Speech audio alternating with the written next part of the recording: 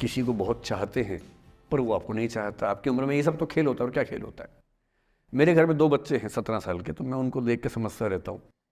वो मुझसे छुप छुप के किसी से बात करते हैं और मैं छुप छुप के सुन लेता हूँ।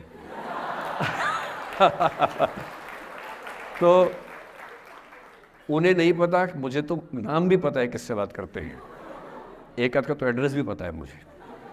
और मैं तो बच्चों को बोलता हूँ कभी जाना वाना हो तो मैं ले चलूँगा, चिंता मत करना, बोल देना कि ड्राइवर साथ में आया है, टेंशन मत लेना। तो मेरे तो बच्चे मेरे दोस्त हैं, मैं तो बड़ा दोस्ती के भाव में रहता हूँ। मेरा एक ही बेंचमार्क है कि वो जिस उम्र में जैसे हैं मैं कैसा था, और वो मुझसे अच्छे चल रहे हैं। उससे ज़्यादा उम्मीद मुझे करने में नहीं चाहिए। मैंने जो कुकृत्य 8वीं क्लास में किए थे उन्होंने 11वीं क्लास में किए, तो बहुत है। मैं ये क्यों मान के चलूं कि वो देवी देवता पैदा होंगे? मेरे ही तो बच्चे हैं भाई।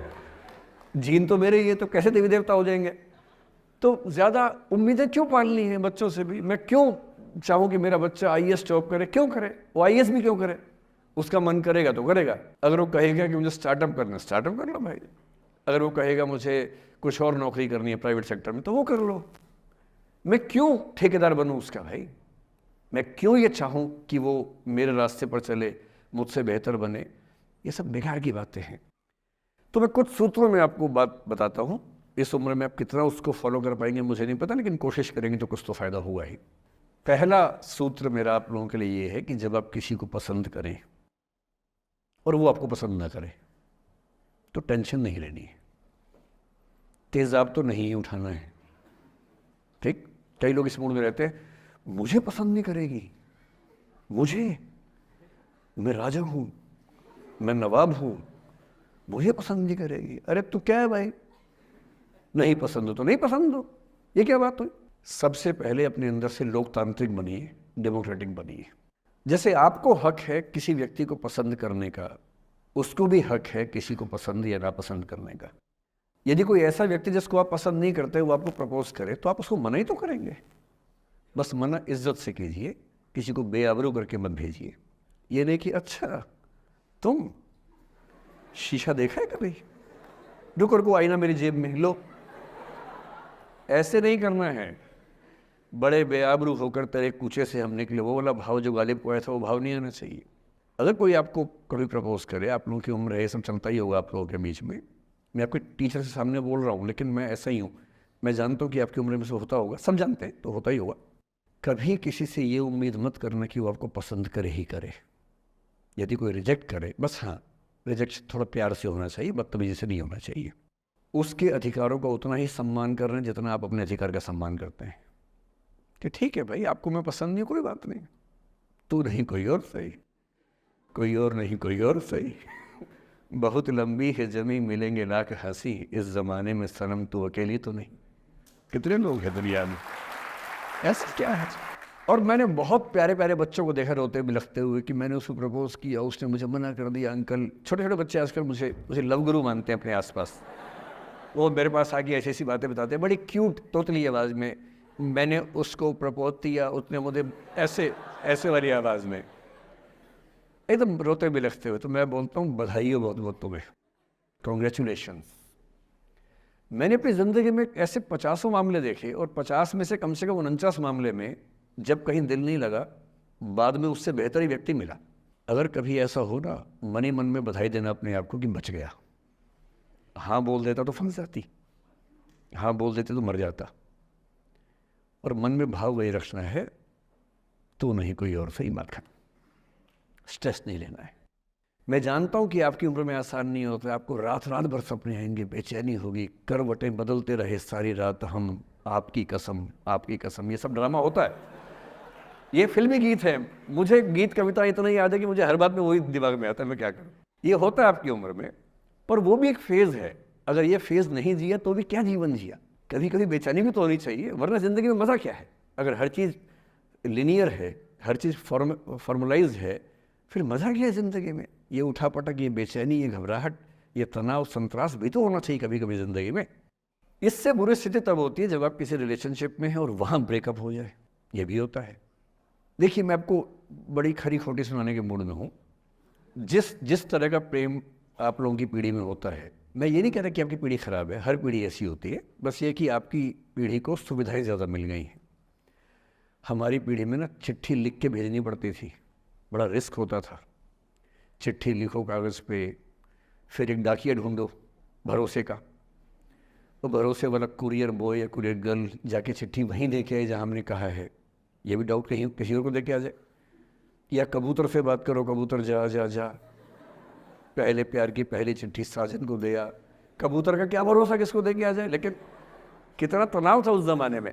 आपके ज़माने में क्या है, सीधे व्हाट्सएप निकाला, खटाक से भेज दिया मैसेज, और नंबर किसी से मांग लिया 1 सेकंड में। नंबर भी नहीं देना है तो किसी कौन सी ऐप होती है, मैंने सुना कुछ और ऐप्स होती है, मेरा नंबर वाली भी होती है, इंस्टा होता है, एक और भी तो कोई होती है वो जिसमें कार्टून जैसा मुंह बन जाता है, स्नैपचैट। हाँ, स्नैपचैट पे चले गए, मैंने सुना है कि उसमें नंबर भी नहीं देना पड़ता है, ऐसा कुछ चक्कर है। वहाँ ढूंढ लिया। किसी को कुछ कन्वे करना इतना आसान दुनिया में कभी नहीं हुआ था जितना आज आसान है। इन सब के ऊपर टिंडर है, बम्बल है, पता नहीं क्या क्या है, राइट लेफ्ट करते जाना है, उसी में कहानी शुरू। पर ये कहानियाँ जितने हल्के तरीके से शुरू होती हैं, मैं दावे से कह रहा हूँ कि 100 में से 99 अट्रैक्शंस 1 से 2 महीने में ख़त्म हो जाते हैं। क्योंकि आप जिसके प्रति अट्रैक्टेड थे ना, वो तो उसका बाहर का परसोना था। जहाँ परिचय गहरा होता है, असलियत सामने आ जाती है, और जब असलियत सामने आती है झेलना बड़ा मुश्किल होता है। आपके सपने टूट जाते हैं। आप जिस छवि पे दीवाने हुए थे वो छवि तो सिर्फ छवि थी, वो तो इंसान नहीं था वैसा। 99% केसेस में मेरा ख्याल है कि अट्रैक्शन 1-2 महीने में समाप्त होता है। उसके बाद तो एक बोझ है जो आप ढो रहे हैं। कभी कभी होता है कि दोनों का खत्म हुआ तो बात आसान है, कभी कभी किसी एक का खत्म होता है, एक का नहीं होता है, वहाँ मामला मुश्किल हो जाता है। तो ऐसा हो सकता है आपके जीवन में कि दूसरा साथी आपका ये कहे कि भैया देखो, मैं तुम्हारे साथ कुछ महीने से हूँ, पर मुझे अब अच्छा नहीं लग रहा, मैं ब्रेकअप करना चाहता हूँ। मैं आपसे ये निवेदन करूँगा कि ये मान के मत चलना कि उसने आपको धोखा दिया है, क्योंकि बच्चे तुरंत उस मुद्रा में आते हैं, अच्छा अब मैं कुल्हाड़ी उठा लूँगी, अब मैं तेज़ाब उठा लूँगा, तूने मुझे धोखा दिया है, तूने मुझे चीट किया है, you are a cheat, you are a liar, you are a पता नहीं क्या क्या। पता इंग्लिश में गालियाँ बड़ी सुंदर देते हैं बच्चे। मैं ये कहना चाह रहा हूँ कि इस बात की संभावना मान के चलिए कि हो सकता है कि आपके साथ 2 महीने रहने के बाद सच में उसको ये लग जाए कि आपके साथ ट्यूनिंग ठीक नहीं है, या आपको लग जाए कि आपकी ट्यूनिंग उस व्यक्ति के साथ ठीक नहीं है। और किसी मुर्दा को अपने पास पकड़ के रखना उसका मज़ा नहीं है। आप किसी को बांध तो लेंगे, पर जब उसका दिल आपके पास है ही नहीं, दिल विहीन लाश अपने पास टिका के रखना, एक मुर्दे को बांध के रखना, इससे बेहतर है जाने दो।